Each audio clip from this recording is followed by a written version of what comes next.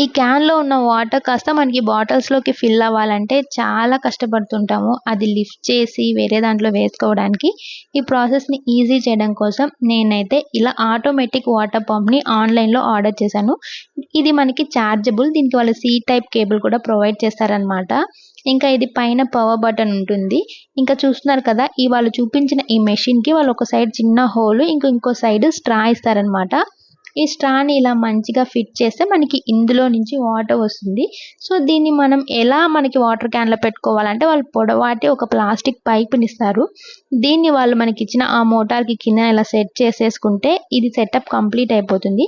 మన వాటర్ క్యాన్‌కి పైన ఒక చిన్న హోల్ చేసి మనం ఈ సెటప్‌ని అక్కడ ఫిక్స్ చేసుకుంటే చూస్తున్నారు కదా! వాటర్ క్యాను పైన ఆ సెట్ తర్వాత ఈ స్ట్రా పైనున్న ఆ పవర్ బటన్‌ని మనం క్లిక్ చేస్తే వాటర్ అంటే చాలా ఈజీగా వచ్చేస్తుందనమాట. దీనివల్ల ప్రాసెస్ చాలా ఈజీ అయిపోయింది కదా!